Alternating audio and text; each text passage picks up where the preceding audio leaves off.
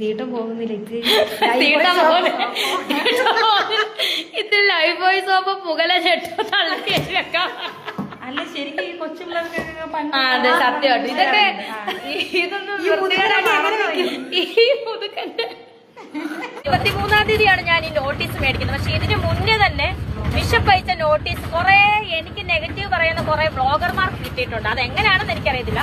ഇത്രേ ഇളയ കുഞ്ഞ് മൈനറാണ്. അപ്പം കുഞ്ഞിന് 18 വയസ്സാകാതെ അവന്റെ അതേ അല്ലേ ആ അവകാശം തന്നെ അവന്റെ ഗാർഡിയൻ എന്ന നിലയ്ക്ക് എനിക്കും അവകാശമുണ്ട്. അപ്പൊ അതാണ് കോടതിയിൽ, അതാണ് നിയമമല്ലോ, അതാണ്. Hello guys, welcome back. രേണുസുധിയുടെ കൂട്ടുകാരിയായിട്ടുള്ള സജിത ചേച്ചിയും കൂടെ ബിഷപ്പിന്റെ വീട്ടിൽ പോയി കിടന്ന് കരഞ്ഞു വഴുകിയെന്ന്, ബിഷപ്പ് അടിച്ചിറക്കിയെന്ന്. അഭിമാനം വിട്ടുകളയാത്ത രേണു ചേച്ചി, അഭിമാനത്തിൽ ജീവിക്കുന്ന കുലസ്ത്രീയായിട്ടുള്ള രേണു ചേച്ചി അവിടെ പോയി കിടന്ന് കരഞ്ഞു വഴുകിയെന്ന്. ആറ്റിറ്റ്യൂഡ് വിട്ട് ചേച്ചി കരഞ്ഞെന്ന് അറിയാൻ കഴിഞ്ഞു. തുടക്കം തൊട്ട് അവസാനം വരെ ബിഷപ്പിനെ തെറി വിളിച്ചുകൊണ്ട് നടന്ന രേണു ചേച്ചിക്ക് അന്നേരം അറിഞ്ഞുകൂടായിരുന്നു പുള്ളിക്കാരൻ സ്ഥലം തിരിച്ചു ചോദിക്കുന്നെന്നും. പിന്നെ അവസാനം കിടന്ന് കരഞ്ഞിട്ട് കാര്യം എന്തുവാ?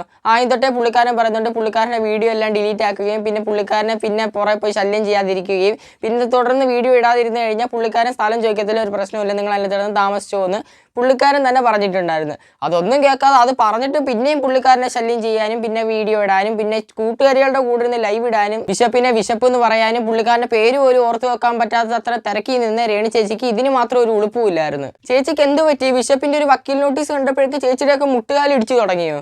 എന്തൊക്കെയായിരുന്നില്ല ഈ വന്നിരുന്ന് പുള്ളിക്കാരനെ പറഞ്ഞുകൊണ്ടിരിക്കുന്നത്? ബിഷപ്പിനെ വിശപ്പാമ്പെന്നും പുള്ളിക്കാരനെ ഞെട്ടിക്കുന്ന വോയിസ് ചേച്ചിയുടെ ഫോണിൽ സേവ്ഡ് ആണെന്ന് എന്തൊക്കെ പറഞ്ഞ് ഇറക്കിയായിരുന്നു. ഇപ്പൊ അതൊന്നും ചേച്ചിയുടെ കയ്യിൽ ഇല്ലയോ? പുള്ളിക്കാരനൊരു സമാധാനം കൊടുക്കത്തില്ലായിരുന്നു. ഏത് മീഡിയക്കാർ ഇന്റർവ്യൂവിന് വന്നാലും എവിടെ പോയാലും ചേച്ചിയെടുത്ത് വിശക്കുന്നോ എന്ന് ചോദിച്ചാൽ പോലും പുള്ളിക്കാരി അവിടെ അടിച്ചിരുന്ന പേര് ബിഷപ്പ്. അത് പുള്ളിക്കാരി പറയുമ്പോൾ ബിഷപ്പ് എന്നല്ല, വിശപ്പ് എന്നേ വരത്തുള്ളൂ വായിന്ന്. നമുക്കൊക്കെ അറിയാം ഈ ബിഷപ്പ് ആണെങ്കിൽ കുറെ പേർക്ക് വീട് വെക്കാൻ സഹായം ചെയ്ത് കൊടുത്തിട്ടുണ്ട്, കുറെ പേർക്ക് സ്ഥലങ്ങളൊക്കെ കൊടുത്തിട്ടുണ്ട്. ഇപ്പൊ ഉദാഹരണത്തിന് രേണു ചേച്ചിക്ക് അതിന്റെ സ്ഥലവും കൊടുത്തിട്ടുണ്ട്, കുറെ സഹായം ചെയ്തിട്ടുണ്ട്. ആ ബിഷപ്പ് പുള്ളിക്കാരിയുടെ കയ്യിൽ നിന്ന് ആ സ്ഥലം തിരിച്ചു ചോദിക്കണമെന്നുണ്ടെങ്കിൽ എന്തോരം ക്ഷമ പോയിട്ടായിരിക്കും ചോദിച്ചേ. ബിഷപ്പായിട്ട് ആ സ്ഥാനം തിരിച്ചു ചോദിച്ചു. അപ്പൊ അതേ സ്ഥാനത്ത് വേറെ ആരെങ്കിലും ആയിരുന്നെങ്കിലുള്ള അവസ്ഥ നിങ്ങളൊന്ന് ആലോചിച്ച് നോക്ക്. ഈ സ്വഭാവമുള്ള ചേച്ചിക്ക് ആ ബിഷപ്പിനെ നേരിട്ടെങ്കിലും ഒന്ന് കാണാൻ പറ്റിയത് ചേച്ചിയുടെ ഭാഗ്യം എന്നേ ഞാൻ പറയത്തുള്ളൂ കേട്ടോ. കാരണം ഒരുപാട് പേര് ബിഷപ്പിനെ കാണാൻ കൊതിക്കുന്നുണ്ട്. കാരണം ഒരുപാട് ആൾക്കാർക്ക് ഇവിടെ വീടില്ലാത്തവരുണ്ട്. അവർക്കൊക്കെ വീട് വെച്ചു കൊടുക്കേണ്ടതിന് പകരം ബിഷപ്പ് അത്രയും കഷ്ടത തോന്നിയിട്ട് പുള്ളിക്കാരിക്ക് ഒരു വീട് വെച്ചു കൊടുത്തപ്പോൾ അതിനകത്ത് അഹങ്കാരം. എന്റെ പൊന്നു ബിഷപ്പ്, ഇനി ബിഷപ്പിന്റെ അടുത്ത് എനിക്ക് പറയാനുള്ളത് ഇതുപോലുള്ള ആർക്കും ഇനി വീട് വെച്ചു കൊടുക്കാൻ നിൽക്കില്ല. ഇവിടെ കുറെ ആൾക്കാർ വീടില്ലാതെ കിടന്ന് അലയുന്നുണ്ട്. അവർക്ക് ആർക്കെങ്കിലും വീട് വെച്ചു കൊടുത്തു കഴിഞ്ഞാൽ ബിഷപ്പിന് തന്നെ അതിന്റെ നന്മ. അല്ലാതെ ഇതേപോലുള്ള നന്ദി ഇല്ലാത്തതിനൊക്കെ വീട് വെച്ചു കൊടുത്തു കഴിഞ്ഞാൽ ബിഷപ്പിന്റെ ഉറക്കം പോത്തേ ഉള്ളൂ. അങ്ങനെ നമ്മൾ കാര്യത്തിലോട്ട് വന്നു കഴിഞ്ഞാൽ ഇന്നലെ രേണു ചേച്ചി പോസ്റ്റ് ഓഫീസിൽ പോയിട്ട് ബിഷപ്പ് അയച്ചിട്ടുള്ള വക്കീൽ നോട്ടീസും മേടിച്ചുകൊണ്ട് വീട്ടിലേക്ക് വന്നായിരുന്നു. അങ്ങനെ എയറോപ്ലെയിനിൽ മാത്രം സഞ്ചരിച്ചുകൊണ്ടിരുന്ന രേണു ചേച്ചി ഇന്നലെ ആ കത്ത് മേടിക്കാൻ പോയത് ഒരു ഓട്ടോയിലായിരുന്നു. അങ്ങനെ AC കാറിലും ഫ്ലൈറ്റിലും മാത്രം സഞ്ചരിച്ചുകൊണ്ടിരുന്ന രേണു ചേച്ചി അധംപതനം തുടങ്ങിക്കഴിഞ്ഞു. ഇപ്പോൾ ഓട്ടോയിലൊക്കെ ചേച്ചി സഞ്ചരിക്കുകയും ചേച്ചിക്ക് വെയിലൊന്നും കൊള്ളുന്നത് കൊണ്ട് ഒരു കുഴപ്പമില്ല കേട്ടോ. കറുത്ത് പോകുന്നുള്ള പ്രശ്നവുമില്ല, ടാൻ അടിക്കുന്നുള്ള പ്രശ്നമില്ല. ചേച്ചി ഏത് വണ്ടിയിലും പോകാൻ തയ്യാറാണ്. ഇപ്പോൾ ഇന്നോട്ട് ചേച്ചി അധപതനം തുടങ്ങിയെന്നറിയോ? ആ ബിഷപ്പിനെ എന്ന് കുറ്റം പറഞ്ഞ് തെറിയും വിളിച്ചുകൊണ്ട് നടന്നു തുടങ്ങിയോ അന്നോട്ട് ചേച്ചിയെ ഇഷ്ടപ്പെടുന്നവരും കൂടെ നേരെ തിരിഞ്ഞ് ചേച്ചിയുടെ ഹേറ്റേഴ്സ് ആയിക്കൊണ്ടിരിക്കുക. ഇനി ചേച്ചിക്ക് അതിൽ നിന്നൊക്കെ രക്ഷപ്പെടണമെങ്കിൽ സോഷ്യൽ മീഡിയ വീഡിയോ ആക്കി ഇട്ട് കഴിഞ്ഞാൽ രക്ഷപ്പെടാൻ ഒക്കത്തില്ല, ലൈവ് വന്നിട്ട് പറഞ്ഞു കഴിഞ്ഞാൽ രക്ഷപ്പെടാൻ ഒക്കത്തില്ല. പോയി ബിഷപ്പിന്റെ കാല് പിടിച്ച് മാപ്പ് പറഞ്ഞ് അതൊരു വീഡിയോ ആക്കി ഇട്ട് കഴിഞ്ഞാൽ ഒരുപക്ഷെ ചേച്ചിക്ക് രക്ഷപ്പെടാൻ സാധ്യതയുണ്ട്. ചേച്ചി ഇഷ്ടപ്പെട്ട് ചേച്ചിയുടെ വീഡിയോസ് ഒക്കെ കണ്ട് ചേച്ചി ഇന്ന് രക്ഷപ്പെടണമെന്ന് പറഞ്ഞുകൊണ്ടിരുന്ന ആൾക്കാരൊക്കെ ഇപ്പൊ നേരെ തിരിഞ്ഞേക്കുക. ഇപ്പൊ അവരെല്ലാവരും കൂടെ ഒരേ ശബ്ദത്തിൽ പറഞ്ഞുകൊണ്ടിരിക്കുന്ന സംഭവം എന്ന് പറയുമ്പോൾ ഈ ഫെയിം ഒക്കെ നഷ്ടപ്പെട്ട് കഴിഞ്ഞാൽ ചേച്ചിക്ക് ആപ്പാട് കിടക്കാനുള്ള ആ ഒരു വീട് മാത്രമേ ഉള്ളൂ. ആ വീടും കൂടെ കയ്യിൽ നിന്ന് പോയി കഴിഞ്ഞാൽ പിന്നെ ചേച്ചി എന്തോത്തേക്ക് കയറി കിടക്കുമെന്ന്. എന്തായാലും നമ്മളൊരു സൈഡിൽ നോക്കി കഴിഞ്ഞാൽ ചേച്ചിയുടെ ചങ്ങും ആത്മാർത്ഥ സുഹൃത്തും കൂടപ്പിറപ്പിനേക്കാൾ ചേച്ചിക്ക് സ്നേഹമുള്ള സജീന അവർകൾ ഇന്നലെ ലൈവിൽ വന്നിട്ടുണ്ടായിരുന്നു വിത്ത് രേണുസുധി. നമുക്ക് അതൊന്ന് കാണാം. ഹായ് രേണു, സജീന ചേച്ചി സുഖമാണ്? ആ വീട് വിട്ടു കൊടുത്തേക്ക് ചേച്ചി, നാണം കെട്ട് എന്തിനാ അത്? കൂടെയുള്ള ആ ചേച്ചിയുടെ പേര് അറിയില്ല. ഇത് ശ്രീതു, എന്റെ പേര് ശ്രീതു എന്നാണ്. വീട് അങ്ങനെ വിട്ടുകൊടുക്കാൻ പറ്റില്ലല്ലോ, കാരണം ഇളയ കുഞ്ഞ് മൈനറാണ്. അപ്പം കുഞ്ഞിന് 18 വയസ്സാകാതെ അവന്റെ അല്ലേ ആ അവകാശം തന്നെ അവന്റെ ഗാർഡിയൻ എന്ന നിലയ്ക്ക് എനിക്കും അവകാശമുണ്ട്. ഗാർഡിയൻ ആയതിന്റെ പേര് ചേച്ചിക്ക്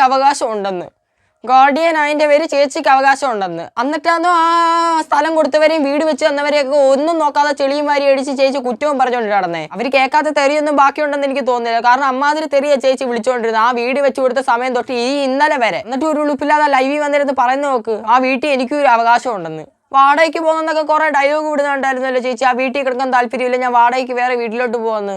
പോന്നില്ലേ? പിന്നെ ആ വീട്ടിൽ തന്നെ വന്നല്ലോ കറങ്ങി തിരിഞ്ഞ്. സത്യം പറഞ്ഞ ചേച്ചിക്ക് ഇച്ചിരി നാണോ ഉളുപ്പും ഒക്കെ വേണ്ടേ? അവരെ കുറ്റം പറഞ്ഞിട്ട് അവരുടെ വീട്ടിൽ കയറിയാൻ കിടക്കും. എന്നിട്ട് പറയാം ഗാർഡിയൻ ആയതുകൊണ്ട് എനിക്ക് ആ വീട്ടിൽ അവകാശം ഉണ്ടെന്ന്. കുറ്റം പറച്ചില്ലാന്നെങ്കിൽ അതിരുമില്ല. ഇത്രയും കിടന്ന് ഉരുളാൻ പറ്റുന്ന ഒരേ ഒരു ചേച്ചി ഈ ചേച്ചിയാ. ഉളുപ്പ് വേണ്ടേ? എന്തൊരു തൊലിക്കട്ടിയുടെ ഇത്.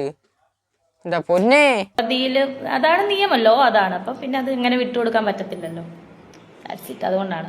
ഇനി 18 വയസ്സായി കഴിഞ്ഞ് മോൻ പറയാം അമ്മ ഈ വീട്ടിൽ നിന്ന് ഇറങ്ങിപ്പോവാൻ പറഞ്ഞ് ഇറങ്ങിപ്പോകാം. അതുവരെ എന്തായാലും കുഞ്ഞിന്റെ അധികാരം എനിക്കുമുണ്ട്. അത് നിയമം അങ്ങനെയാണ്. നിങ്ങൾ എവിടെ വേണേലും ഏത് കോടതിയിലോ ഏത് വക്കീലിനെ കൊണ്ട് നിങ്ങൾ അന്വേഷിച്ച് നോക്കിക്കോ. ഈ 18 വയസ്സാകപ്പെട്ടവർക്ക് പിന്നെയും ആ ഡയലോഗ് ഒന്ന് കേട്ടോണേ, ഇച്ചിരിയെങ്കിലും നാണം വേണ്ടേ, കുറച്ച് ഉളുപ്പ്.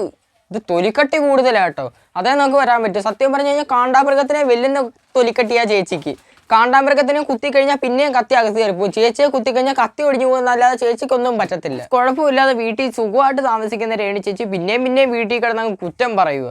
അവരെ അങ്ങ് നാണം കെടുത്തു. അവരുടെ ഉള്ള ഇമേജും കൂടെ കളയാൻ വേണ്ടിയായി രേണു ചേച്ചി അവരെ തന്നെ കുറ്റം പറഞ്ഞുകൊണ്ടിരിക്കുന്നത്. ആ ഇമേജൊക്കെ ഉള്ളതുകൊണ്ട് ആ ചേച്ചിക്ക് ആ വീട് സംഭവങ്ങളും ആ പുള്ളിക്കാരന്മാർ വെച്ച് തന്നത്. അത് മനസ്സിലാക്കണം കുറച്ചെങ്കിലും. അല്ല, അത് മനസ്സിലാക്കണമെങ്കിലും കുറച്ചെങ്കിലും ബുദ്ധി വേണം. ആ ബുദ്ധി ഇല്ലാത്തതുകൊണ്ടായിരിക്കും ചേച്ചി ഇങ്ങനെ നടന്ന് വിവരക്കേട് വിളിച്ചു വിളമ്പിക്കൊണ്ട് നടക്കുന്നത്. മറ്റുള്ളവർക്ക് ഒരു വിഷയമില്ല. പക്ഷെ ഈ ബ്ലോഗർമാർക്കാണ് ഏറ്റവും വലിയ വിഷയം. അതാണ് വിറ്റ്. ഇന്ന് വക്കീൽ നോട്ടീസ് ഇന്നാണ് രേണുസുതി കൈപ്പറ്റിയത്. അതിന് മുന്നേ തന്നെ ഇത് പബ്ലിഷായി. അതാണ് അതിന്റെ കാര്യം.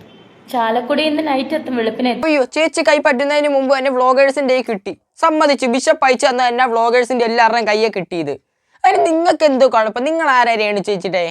ലൈവിനകത്ത് വന്നിരുന്ന ഡയലോഗ് അടിക്കാൻ മാത്രം അറിയാം. ലൈവിൽ വന്നിരുന്ന ഡയലോഗ് അടിച്ചിട്ട് അപ്പുറത്ത് പോയി ബിഷപ്പിന്റെ അടുത്ത് പോയി കരഞ്ഞു മെഴുകി കാലും പിടിച്ച് ചേച്ചി കിടന്ന് ഒലിപ്പിച്ചോണ്ടായി ഇറങ്ങി വന്നത്. എനിക്ക് ആ ചേച്ചി എടുത്ത്, ആ സച്ചിന്റെ ചേച്ചി എടുത്താ ചോദിക്കാനുള്ളത്. രേണു ചേച്ചിയെ വെച്ച് റീച്ച് ഉണ്ടാക്കുമെന്ന് എല്ലാവർക്കും മനസ്സിലാവും. അവിടെ വന്നിരുന്ന് റീച്ചും ഉണ്ടാക്കിയിട്ട് ഇപ്പുറത്ത് വന്നിരുന്ന് ബിഷപ്പിന്റെ അടുത്ത് വേറെ കിടന്ന് മറിച്ചു പറയുന്ന സജീന ചേച്ചി. ഈ രേണു ചേച്ചിക്ക് അത് മനസ്സിലാക്കാനുള്ള ബുദ്ധിയെങ്കിലും ഉണ്ടായിരുന്നെങ്കിൽ ചേച്ചിക്ക് ഡയറക്റ്റ് ആയിട്ട് മെസ്സേജ് അയച്ചെങ്കിലും പറഞ്ഞു കൊടുക്കാമായിരുന്നു. അതിപ്പോൾ അതിനും ബുദ്ധിയില്ല, ഇതിനും ബുദ്ധിയില്ല. നമ്മളിപ്പോൾ ആരടുത്ത് പറഞ്ഞു കൊടുക്കാൻ? ഒരു പ്രാവശ്യം വന്നെങ്കിൽ ചേച്ചി ബിഷപ്പിനെ മൊത്തം കുറ്റവും പറഞ്ഞ് തെറിയും വിളിച്ചപ്പോൾ പുള്ളിക്കാരൻ കൊണ്ടുപോയി ഒരു കേസ് കൊടുത്തായിരുന്നു. അങ്ങനെ FIR ഇട്ട് ചേച്ചിയെ വിളിച്ചതിന് ശേഷം ചേച്ചി ഒരു വീഡിയോ ഇട്ടായിരുന്നു സോഷ്യൽ മീഡിയയിലോട്ട് വന്നിട്ട്. വരണം, എനിക്ക് ഒറ്റയ്ക്കും പേടിയാ. കാരണം ബിഷപ്പിനെ ഞാൻ വീട്ടിൽ കയറി ചെന്ന് വ്യക്തിഹത്യ ചെയ്തില്ല. അച്ഛൻ നിങ്ങളൊക്കെ പറഞ്ഞ് അച്ഛനെ തിരുത്താൻ നോക്ക്. അച്ഛൻ വന്നിരുന്ന് സോഷ്യൽ, ഞാൻ അവിടെ എഴുതി കൊടുത്ത ഇങ്ങനെ തന്നെ. ഇനി അച്ഛൻ ഇടുന്ന ഏത് വീഡിയോ അച്ഛൻ ഇടുന്നു അന്ന് ആ ഓൺ ദി സ്പോട്ടിൽ എൻ്റെ റിയാക്ഷൻ വീഡിയോ ഞാൻ ഇടും. ഒറ്റയ്ക്ക് കിടക്കാൻ പേടിയാണ്. ഞാൻ ഒറ്റയ്ക്ക് കിടക്കുന്ന ആര് പറഞ്ഞു? അതെ മേരി പറഞ്ഞ എന്തോ നഷ്ടപരിഹാരമായി ബിഷപ്പിന് ഒരുപാട് പണം പോകുമെന്നാ. നഷ്ടപരിഹാരമായിട്ട് പോത്തില്ല. ബിഷപ്പ് കേസ് കൊടുത്തുകൊണ്ട് അവർക്കൊക്കെ കൊടുത്ത് ബിഷപ്പ് മുടിയത്തേ ഉള്ളൂ. ഞാൻ കൊടുക്കാനാണ് നഷ്ടപരിഹാരം. എന്തിന് ഇനിയും വന്നിരുന്ന് പറഞ്ഞ തേഞ്ഞൊട്ടി ചേട്ടാ ഞാൻ ഇങ്ങനെയൊക്കെയുള്ള ആക്ഷനോട് കൂടി ആ ബിഷപ്പിന്റെ സ്ഥാനം മറന്ന് ഇട്ടിരിക്കുന്ന ആ പിന്നെ മഹത്തരമായ ഡ്രസ്സിന്റെ മഹത്വം മറിഞ്ഞ് വന്നിരുന്ന് ഇനിയും ബിഷപ്പ് വീഡിയോകൾ ഇട്ടാൽ ഞാൻ മെൻഷൻ ചെയ്യും എന്ന് തന്നെയാണ് വെണ്ടയ്ക്ക് അക്ഷരത്തിൽ അവിടെ എന്റെ സ്റ്റേറ്റ്മെന്റ് ഞാൻ എഴുതി കൊടുത്തിട്ട് വന്നത്. കേട്ടോടി വാമനൻ. ഇത് വേറൊരു കാര്യമാണ്. കാരണം എന്ന് പറഞ്ഞാൽ ബിഷപ്പ് എന്ന് പറയുന്നത് ഈ രേണുസുതിക്ക് വസ്തു കൊടുത്ത ബിഷപ്പില്ലേ, അദ്ദേഹം ഒരു 2-3 സോഷ്യൽ മീഡിയ മുന്നിൽ കൊള്ളാം വളരെ നല്ല ഡയലോഗ് അടിയായിട്ടുണ്ട്. പക്ഷേ ഡയലോഗൊക്കെ കൊള്ളാം. പക്ഷെ ചേച്ചി എന്തിനാ പിന്നെ ബിഷപ്പിന്റെ അടുത്ത് പോയി കിടന്ന് കരഞ്ഞു മെഴുകി കാല് പിടിച്ചിട്ട് ഡയലോഗ് അടിച്ചേ? അയ്യോ, ഞങ്ങൾക്ക് തെറ്റുപറ്റിയ ഞങ്ങൾക്ക് മാപ്പ് പറയാൻ അറിയാം. എന്തിനാ അവിടെ കിടന്ന് മെഴുകിയ? സോഷ്യൽ മീഡിയയുടെ ഫ്രണ്ടിൽ ലൈവിലൊക്കെ വന്നിട്ട് ചേച്ചി എന്തിനും മെഴുകിയ അവിടെ കിടന്ന്? ഇത്രയും മാസ് അടിക്കാറിയെങ്കിൽ ചേച്ചിക്ക് ആ പുള്ളിക്കാരൻ ഇപ്പൊ കേസ് കൊടുത്തപ്പോഴും അവിടെ കിടന്ന് അങ്ങ് മാസ് അടിച്ചാൽ പോരായിരുന്നു. അതിന് പകരം ലൈവിനകത്ത് വന്ന് കിടന്ന് പറഞ്ഞത് അയ്യോ ഞങ്ങൾക്ക് തെറ്റുപറ്റി കഴിഞ്ഞാൽ ഞങ്ങൾക്ക് മാപ്പ് പറയാൻ അറിയാം. അപ്പുറത്തിരുന്ന ചേച്ചി ആണെങ്കിൽ അതിന്റെ അങ്ങേ അറ്റമായിരുന്നു, പീക്ക് ലെവലിലായിരുന്നു അവിടെ കിടന്ന് മെഴുകി. ചേച്ചി ഈ സോഷ്യൽ മീഡിയയുടെ ഫ്രണ്ടിൽ വന്നിരുന്ന് ഇത്രയും മാസ് അടിക്കാൻ വെക്കുമെങ്കിൽ അവിടെ ആ ബിഷപ്പ് നോട്ടീസ് അയച്ചപ്പോൾ അവിടെ കിടന്ന് കുറച്ച് ചങ്കൂറ്റം കാണിക്കണമായിരുന്നു. അല്ലാതെ അവിടെ കിടന്ന് പിന്നെ നോട്ടീസ് വന്ന ഉടനെ അയ്യോ ബിഷപ്പ് ഞങ്ങൾക്ക് തെറ്റുപറ്റി ബിഷപ്പെ ഞങ്ങളടുത്ത് ക്ഷമിക്കും ബിഷപ്പെ എന്ന് പറഞ്ഞാൽ അവിടെ കിടന്ന് മെഴുകിയത് എന്തിനാ? കുറച്ചെങ്കിലും ഉളുപ്പ് ഇല്ലെന്നറിയാം, എന്നാലും ചോദിച്ചതേ ഉള്ളൂ. ഉളുപ്പ് വേണ്ടേ? നമ്മളായിട്ട് തർക്കിക്കാതെ നിൽക്കണ്ടേ? ഇവർക്കാർക്കും ബുദ്ധിയും വിവരം അടുത്തൂടെ പോലും പോയിട്ടില്ലെന്ന് നമുക്ക് പണ്ടേ തെളിഞ്ഞ സംഭവം. പിന്നെ എന്തിനാ നമ്മൾ തർക്കിക്കാൻ നിൽക്കുന്നത്? എന്തായാലും എനിക്ക് നിങ്ങളുടെ അടുത്ത് പറയാനുള്ള ഒരേ ഒരു സംഭവം എന്ന് പറയുമ്പോൾ നിങ്ങൾ ഈ 3 എണ്ണത്തിന്റെ സപ്പോർട്ട് ചെയ്യാൻ നിൽക്കല്ലേ, പ്രത്യേകിച്ച് ആ പുറകെ ഇരിക്കുന്ന 2 എണ്ണം. കാരണം അവരെ ഫ്രണ്ടിൽ നിൽക്കുന്ന ആ ഒരു രേണുസുതിയുടെ ഫെയിമിന്റെ പുറകെ കിടന്ന് അവരെ സപ്പോർട്ട് ചെയ്ത്, അതായത് അവരെന്ത് കാണിച്ചു കൂട്ടിയാലും അതിനെ സപ്പോർട്ട് ചെയ്തുകൊണ്ട് നിന്നിട്ട് എന്തെങ്കിലും പെട്ടെന്ന് അവർക്കൊരു കുഴപ്പം പറ്റിക്കഴിഞ്ഞാൽ നേരെ തിരിഞ്ഞ് അപ്പുറത്ത് നിൽക്കുന്ന സൈസ് ആ 2 എണ്ണം പുറകെ ഇരിക്കുന്നത്. അവർക്കറിയാം ഈ ലൈവിന്റെ ഫ്രണ്ടിൽ രേണു ചേച്ചിയുടെ മുഖം വന്നു കഴിഞ്ഞാൽ വ്യൂസ് റീച്ചും കിട്ടുമെന്ന് അവർക്കറിയാം. അതുകൊണ്ട് രേണു ചേച്ചിയെ ഫ്രണ്ടിൽ പിടിച്ചിരുത്തിയിട്ട് അവർ ലൈവ് ഓണാക്കി വെച്ച് ചേച്ചിയെ സപ്പോർട്ട് ചെയ്തുകൊണ്ടിരിക്കുന്നത്. എന്തായാലും ബിഷപ്പ് ഒരു നോട്ടീസ് അയച്ചപ്പോഴേക്ക് 2 എണ്ണം നേരെ തിരിഞ്ഞിട്ടുണ്ട് രേണുസുതിയുടെ. ഇപ്പൊ എല്ലാവരും പറഞ്ഞുകൊണ്ട് നടക്കുന്ന രേണു ചേച്ചിയെ കാണിച്ച കൂട്ടേണ്ടൊന്നും പിന്നെ ഇവരൊന്നും ഇല്ലായിരുന്നു എന്നൊക്കെ പറഞ്ഞ് സ്വന്തമായിട്ട് അങ്ങ് ഒഴിഞ്ഞിട്ടുണ്ട് രണ്ടുപേരും. എന്തായാലും ഇനി വരുന്ന സംഭവങ്ങൾ എന്തോന്നൊക്കെ നമുക്ക് കണ്ടുതന്നെ അറിയേണ്ടിയിരിക്കുന്നു. എന്തുവാണെങ്കിലും വരാം, കാരണം കയ്യിലിരിപ്പ് അങ്ങനത്തെ ഇല്ല. എന്തായാലും ഇനി എന്തൊക്കെ സംഭവിക്കാൻ പോകുന്നതൊക്കെ കണ്ടു തന്നെ അറിയേണ്ടിയിരിക്കുന്നു. ഇതേ കയ്യിലിരിപ്പിൽ തന്നെ മുന്നോട്ട് പോവുകയാണെങ്കിൽ ഉള്ള ഫെയിമും കൂടെ കയ്യിൽ നിന്ന് പോകും. അതൊക്കെ നമുക്ക് ഇനി അടുത്ത വീഡിയോയിൽ അറിയാം. അപ്പോൾ എന്തായാലും ഇന്നത്തെ വീഡിയോ ഇത്രേ ഉള്ളൂ. രേണു ചേച്ചിയുടെ കയ്യിലിരിപ്പും ആ പുറകിരിക്കുന്ന 2 എണ്ണത്തിൻ്റെ കയ്യിലിരിപ്പും ഒന്ന് കാണാൻ പറ്റിയത് വളരെയധികം സന്തോഷം. ഇന്നത്തെ വീഡിയോ ഇത്രേ ഉള്ളൂ. എല്ലാവരും ലൈക്ക് ബട്ടണിൽ ഒന്ന് ഞെക്കിയാൽ, സബ്സ്ക്രൈബ് ബട്ടണിൽ ഞെക്കിയാൽ, ബെല്ലും എനേബിൾ ചെയ്ത് വെച്ചാൽ, പിന്നെ കമൻറ്റ് നിങ്ങളുടെ അഭിപ്രായം അയക്കാനും മറക്കല്ലേ. ഓക്കെ ബൈ ഗസ്റ്റ് അത്രേ ഉള്ളൂ.